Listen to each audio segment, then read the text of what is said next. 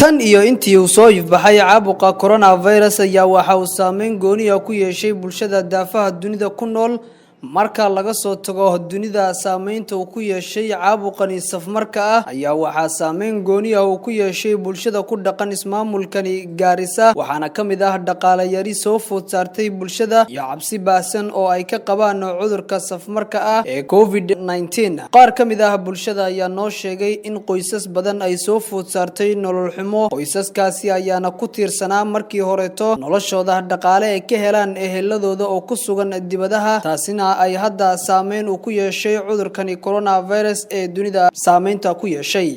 nin walba wadnuhu farta ku haya waad ogtahay waa la isku socday ilaa Soomaalida annaga kulli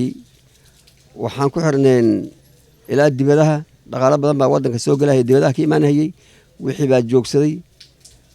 wixii la soo diray hadda shalayt waxaan maqlaayay sida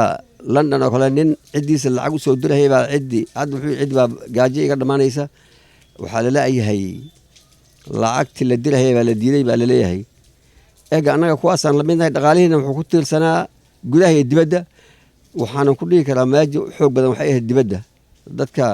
Soomaalida ilmahii gobolka Waqooyi Bari dad badan baa dibadaha jira xoolo badan baa loo soo diray wixii baa iyo wax anaga baan isku dirsanaynay wixii waxaan moodaa hadda gabaabsi inuu yahay kulli ilaahay ma marayna dhanka kale gaadiidleyda ayaa noo sheegay in ay cabsi ka qabaan dadka ay qaadayaan sababo la xiriira caafimaadkooda waata cabsi intee laag bad ka qabtaan cudurkan cabsida way badan tahay waa artaa hadda afka ii xiran yahay adaan ka baqayaa marka waa cudur aan la fahmin soo dadku u qaadayo sidoo kugu dhacayo qofka qaba aadna arkeenin meeshu ku maray aadna arkeenin si halisan dadka u dilaayo oo maxaa la yiraahdaa dib badan sidaan ka wareyno marka dadkana aad u kala baqayaano hadda gaari baan wadaa dadka qaar baan qaadin qofkan ka shaqeey ma qaaday shalay hadda dad baan dijoon in ma qaaday oo markaan qaabkooda iyaga qufacaya arkay in ma qaaday baan dhawaan ka tagay dad kale qaaday baan ku rid baan sugaya taana waxa keentay cabsida iyo waxa uu nuu keenay iyo beecsharo la'aanta dadkina hadda waxa arkaysaa tugtugyada oo iska fadhiyaan tagaasida oo iska fadhiyaan dadkii qaar baan guriyaha ka soo baxaynin oo ku dhahayaan waxaan ka baqaynaa cudurka la sheegayo beecsharada waa iska fadhidaa marka waxaan ka baryaynaa inuu Ilaahay soo gaarsiinin